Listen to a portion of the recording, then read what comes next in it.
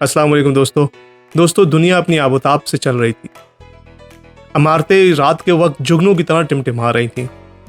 America में मौसम सरमा अभी आने ही वाला था। साथ में इलेक्शन की गहमा गहमी भी थी।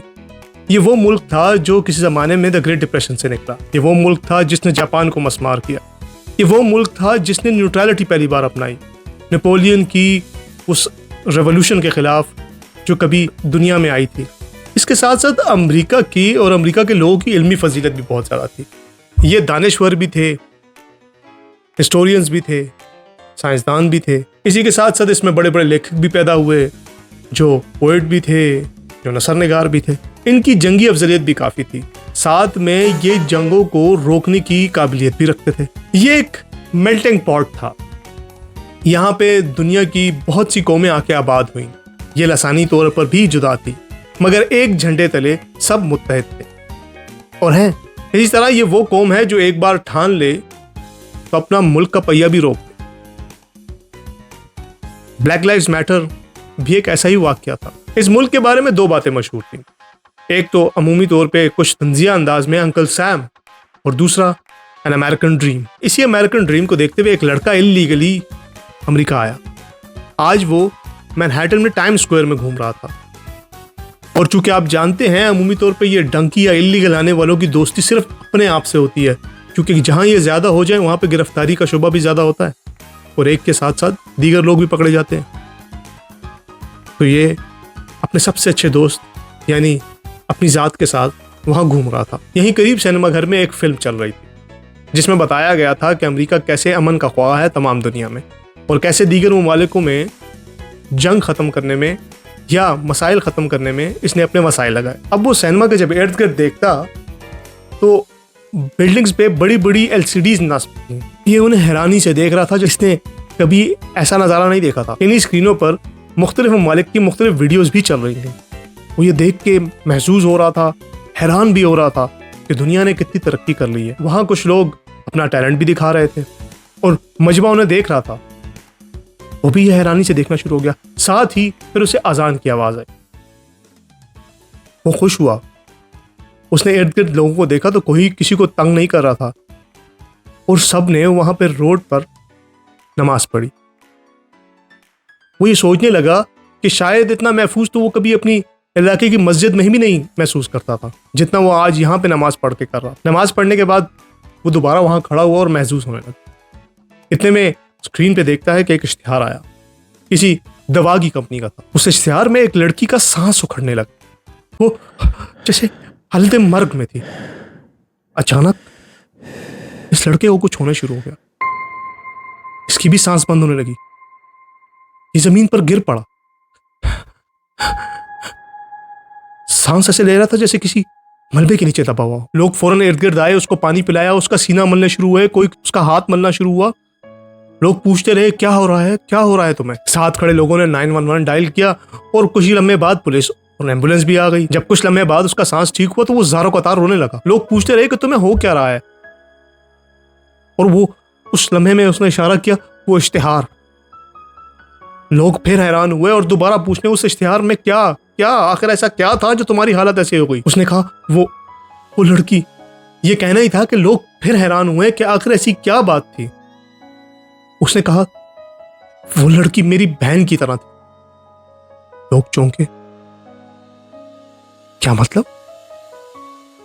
वो तो सिर्फ एक कमर्शियल था, एक इश्तिहार था, उससे इसकी बहन का क्या ताल्लुक। सब लोग हैरान हुए। उन्होंने समझा कोई गैर जरूरी बात है, लेकिन फिर किसी ने पूछ लिया क्या मतलब तुम्हारी बहन जैसी थी। उसने आगे बोला उसकी आखिरी सांसों में यही कैफियत थी। ये सुनकर इर्द गिर्द लोग जो जाने लगे थे रुक गए। लड़का बोला मैं उसके सामने था पर मैं कुछ ना कर पाया। लोगों का तजस्सुस और बढ़ा। अब ये कहानी सबको हैरान करने लगी। सब ध्यान लगा कर सुनने शुरू हुए। मेरी बहन से पहले मेरी माँ को गोली मार दी गई। मेरा भाई कुछ अर्सा पहले गायब हो चुका हुआ था और 18 साल पहले वालिद साहब। तो मैं और मेरी बहन एक दूसरे के साथ ही एक सहारा थे, अकेले थे, जद्दोजहद में थे, जंग में थे। वो मेरी छोटी छोटी खुशी पे बहुत खुश होती थी और जिस दिन मैं उदास होता वो रो देती। वो जब किसी बच्चे को उठाती तो मुझे वो दिन याद आता जब मैंने उसको पहली बार उठाया था। वो मुझसे 8 साल छोटी थी। और उसको आखिरी बार जब उठाया तो मैं टूट गया। सब लोग परेशान होने लगे। ये एक ऐसी कहानी थी जो उनके वहमो गुमान में भी नहीं थी कि टाइम स्क्वायर पे पेश आई। फिर उन्होंने पूछा हुआ क्या। फिर उसके बाद उसने बताया कि आज से कुछ अर्सा पहले हमने अपार्टमेंट लिया था, मैं और मेरी बहन। लड़ाई में तो थे पर खुश थे। एक रात हम सो रहे थे कि धाम की आवाज आई और बिल्डिंग जमीन बोझ हो गई। 2 दिन बाद जब मेरी आंख खुली तो मुझे लोगों ने निकाला और निकलते ही मैंने इर्द गिर्द देखा, मुझे मेरी बहन नजर नहीं, तो मैंने चिल्लाना शुरू कर दिया, उसका नाम पुकारा।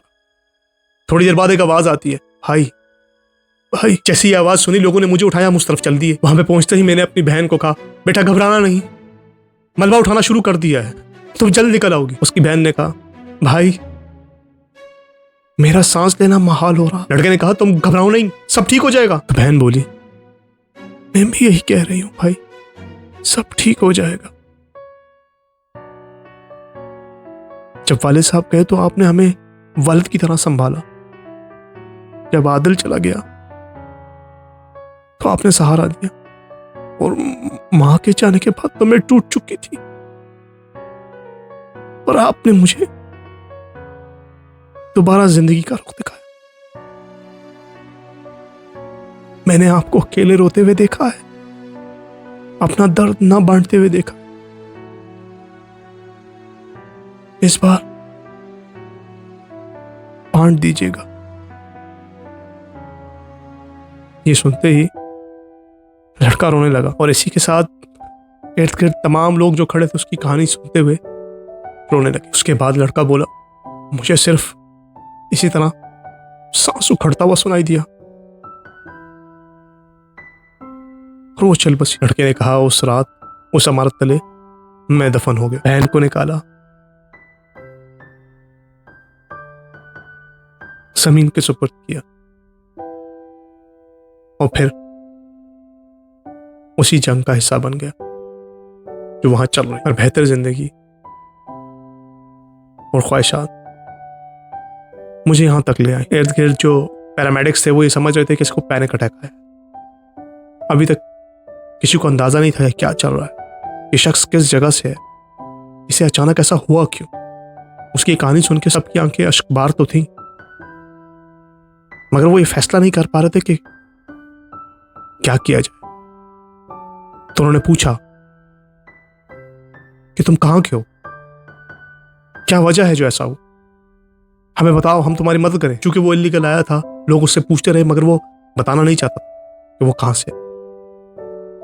और जब बहुत मजबूर हो गया और लोगों का इसरार बढ़ गया